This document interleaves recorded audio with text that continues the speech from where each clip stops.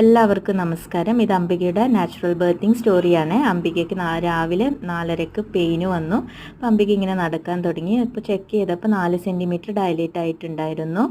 അതിനുശേഷം hot water ബാഗൊക്കെ വെച്ച് കൊടുത്തു. ഞാനും അംബികയ്ക്ക് ഹോട്ട് വാട്ടർ ബാഗൊക്കെ വെച്ച് കൊടുത്തു. അംബിക കുറച്ച് നേരം ഉറങ്ങി എഴുന്നേറ്റ് വീണ്ടും പൊസിഷൻ മാറിക്കിടന്ന് കാലൊക്കെ മടക്കി വെച്ച് 2 തലയണയുടെ മേലെ തലയൊക്കെ വെച്ച് കംഫർട്ടബിളായിട്ട് കിടക്കുമായിരുന്നു.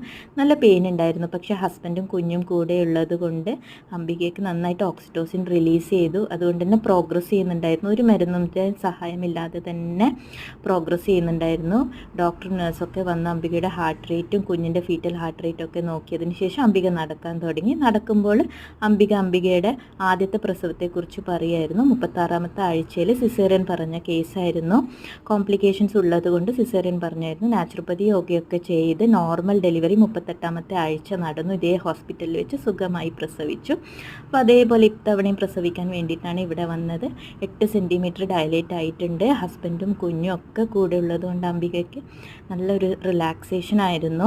ബർത്ത് ബോൾ എക്സസൈസ് ഒക്കെ ചെയ്തു. 9 സെൻറ്റിമീറ്റർ ഡയലേറ്റ് ആയപ്പോൾ നമ്മൾ ലേബർ തിയേറ്ററിലോട്ട് മാറ്റി.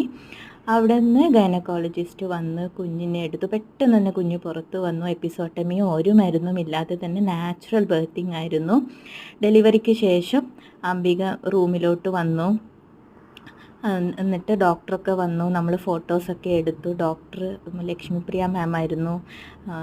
കൂടെ ഒരു എൻ്റെ ജൂനിയർ ഡോക്ടർ യമുനയുണ്ട്.